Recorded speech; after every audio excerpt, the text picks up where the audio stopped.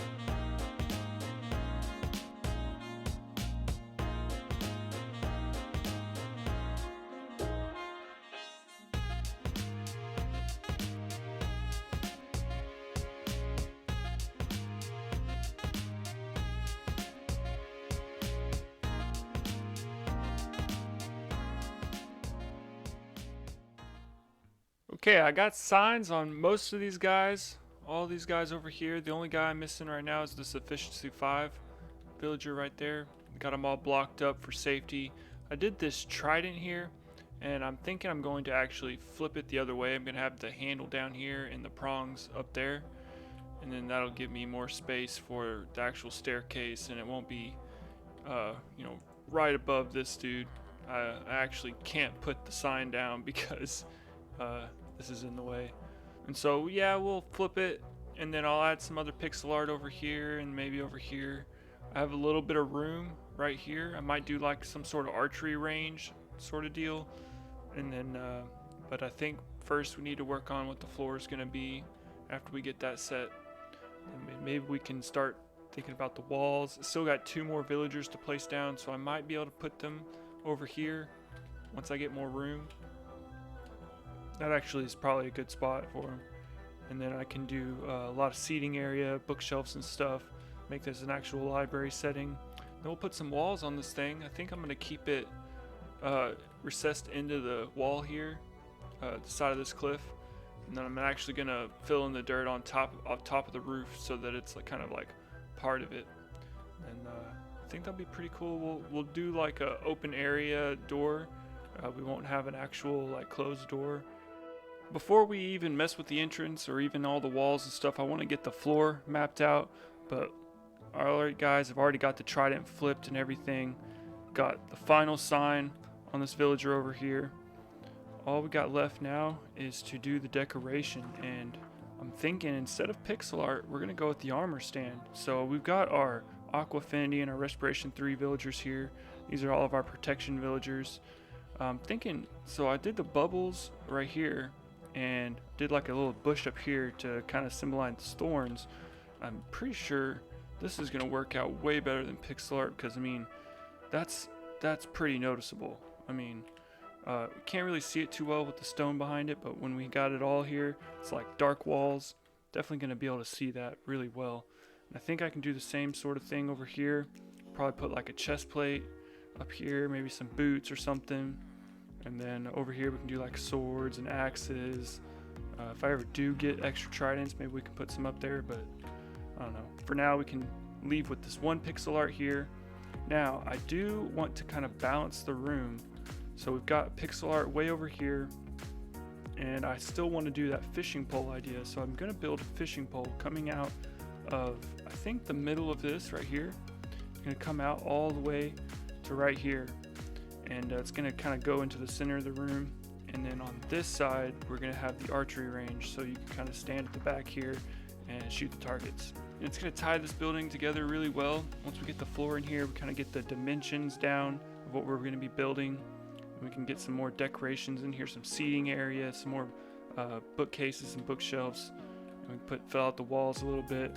Now, for how high we're going to go with this building, we at least need to go above where the trident is. And I'm thinking just right at the edge of the top of this right here, we can make that the roof of our building, at least over there.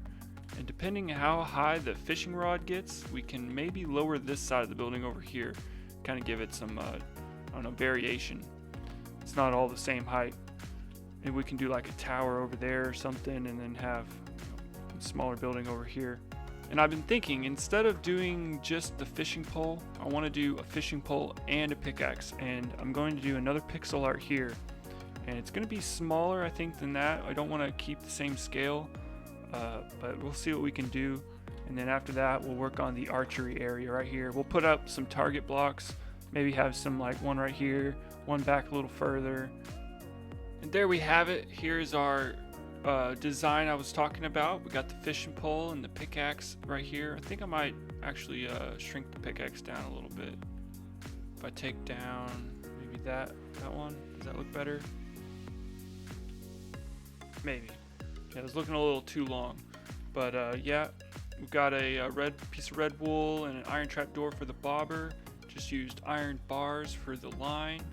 Got a chiseled stone brick for the caster, the little spinny doodad. But next I wanted to switch gears and get back onto these armor stand work. I've got a couple of armor stands with me right here, and what I need is a chest plate and some boots. And now we're going to be switching gears. Since we need armor to do the armor stand work, we're going to be needing to get this guy back. So what we'll have to do is press this button over here, get ourselves a villager to pop out. Alright, we're doing this one more time. Getting this guy in here. Hopefully he'll forget his farmer profession. Yep, that was it. And hopefully we can get some an iron trade out of this. Alright, now let's see. And we did not get another iron trade. That's okay. We can, since we're here already, we can just restart with a new guy. So it's nice to know that guy will come and try to get this workstation over here, so we can just bop him out again, just like we did. Boom. And there we have it. Got a brand new guy here now, and he buys iron. So as we go and sell all of our iron to this guys, we can come and sell him to this guy as well. And let's get him leveled up some more. My inventory is starting to be kind of full of junk. Well, unfortunately, that previous guy ended up being a weaponsmith because of this grindstone. And I leveled him up all the way, started getting weapons, and I was like, wait a second. But we got it settled now. We got an armorer. He's connected to that workstation over there now. And we've got a full diamond armor set again. We've already purchased a few pieces right here. Now we're going to head back over to the library. Okay, now I think I want to do what I did right here with this dead bush. And I want to get some boots over here in between the feather falling, depth strider, and then down below here we have frostwalker.